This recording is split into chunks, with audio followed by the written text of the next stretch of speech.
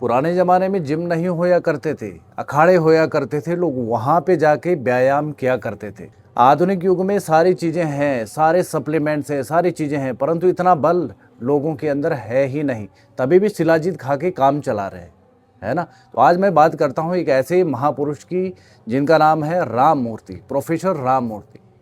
क्रांतिकारी भी थे और उन्हें देश को आज़ाद करने में भी उन्होंने अपना सहयोग दिया और इतने बलिष्ठ थे कि अंग्रेज भी उनको देख के डरा करते थे।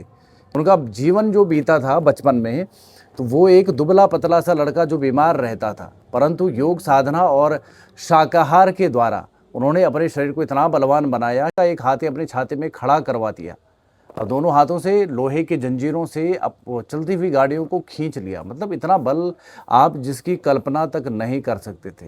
तो आइए आज कुछ ऐसे सीक्रेट्स खोलते हैं आप लोगों के सामने, जिस सीक्रेट का नाम है राम मूर्ति दंड। तो ये राम मूर्ति दंड वास्तव में अपने आप में एक बहुत ज़बरदस्त प्रभावी व्यायाम है और यदि आप भी कंसिस्टेंसी के साथ में इस व्यायाम यानी कि इस दंड का अभ्यास करेंगे तो आपका शरीर भी बलवान होने से कोई नहीं रोक सकता। और राम मूर्ति दंड को लगाना इतना आसान भी नहीं है जितना कि हम समझ लेते हैं। इसके लिए हमारे शोल्डर में, हमारी रिस्ट में, हमारी भुजाओं में बल की आवश्यकता होती है इसको करने के लिए भी। तो आइए अब जानते हैं भुजाओं का बल कैसे बढ़ाया जाए और राम मूर्ति दंड करने से पहले कौन कौन से व्यायाम का अभ्यास किया जाए जिनसे कि हाथों की, शोल्डर की स्ट्रेंथ बढ़े। तो आइए आज दो ऐसे व्यायाम मैं बताने वाला हूं आपको जो कि राम मूर्ति दंड से पहले आप कर सकते हैं, क्योंकि राम मूर्ति दंड का अभ्यास जब करते हैं तो उसमें कुछ सेकेंड के लिए हमको होल्ड भी करना होता है और इसको ब्रीदिंग के साथ में किया जाता है। तो अभी हम दंडासन का अभ्यास करने वाले हैं। तो सबसे ज़्यादा जोर हमारे रिस्ट पर पड़ने वाला है, देन शोल्डर पे हमारा जोर पड़ने वाला है। तो सबसे पहले हम थोड़ा सा इनका अभ्यास करेंगे। सबसे पहले तो हम रिस्ट को रोटेट करेंगे क्लॉकवाइज और एंटी क्लॉकवाइज, ऐसे ही आपने भी इसका अभ्यास करना है। इसके बाद में हमने शोल्डर की एक्सरसाइज करनी है, शोल्डर को भी रोटेट करना है, थोड़ा सा इसमें भी अच्छे से गर्माहट आनी चाहिए। तो क्लॉकवाइज और एंटी क्लॉकवाइज आप 10-10 बार इसका अभ्यास कर सकते हैं। तो चलिए शुरू करते हैं आज का सबसे पहला आसन, दंडासन। इस प्रकार से हमने दंडासन का अभ्यास करना है और इस स्थिति में हमने अपने आप को रोकना है। ब्रीदिंग सामान्य रख सकते हैं, पेट को थोड़ा अंदर की तरफ खींचे, रीढ़ की हड्डी आपकी बिल्कुल सीधी रहेगी और नीचे देखना है आपने, बिल्कुल कमर गर्दन बिल्कुल सीधी रहेगी आपकी। तो इसका अभ्यास आपने अधिक से अधिक देर तक करने का प्रयास करना है। शुरू में 10 सेकेंड, 15 सेकेंड, 20 सेकेंड, 1-1 मिनट तक इसका अभ्यास आप ले जा सकते हैं। तो अब चलते हैं इससे थोड़ा सा एडवांस, जिसका नाम है चतुरंग दंडासन। तो आइए जानते हैं किस प्रकार से चतुरंग दंडासन का अभ्यास करना है। इसी प्रकार से हमने दंडासन की स्थिति में आना है। यह हमारे दंडासन की स्थिति है और अब हमने अपने एल्बो को मोड़ लेना है इस प्रकार से और इस स्थिति में अपने आप को अधिक से अधिक देर तक रोकने का प्रयास करना है। जितना ज़्यादा रोकेंगे उतना आपके हाथों की स्ट्रेंथ बढ़ती रहेगी और धीरे धीरे करके आपने वापस आना है।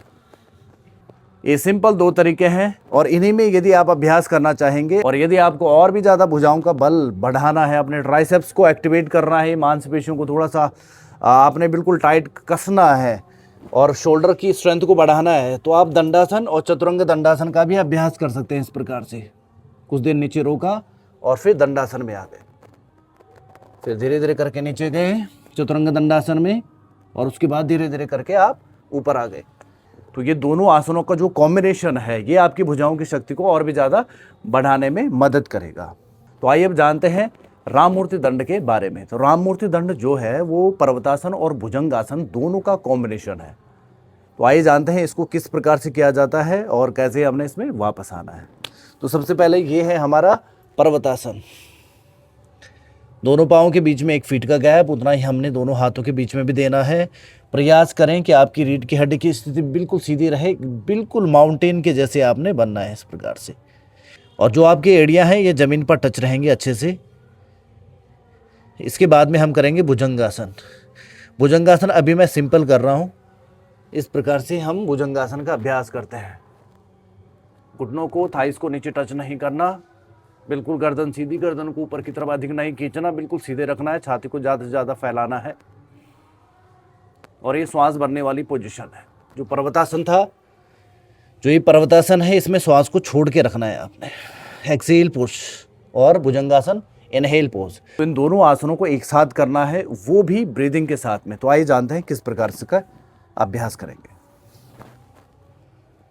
ये पर्वतासन, इसमें पूरा एक्सेल करना है, श्वास को बाहर छोड़ना है और श्वास भरते हुए हमने, और जब भी हम भुजंगासन की तरफ में जाएंगे तो हमारे एल्बो बाहर की तरफ नहीं बैंड होंगे। इनका विशेष करके ध्यान रखना है आपने। एल्बो को आपने अंदर की तरफ में बैंड करना है।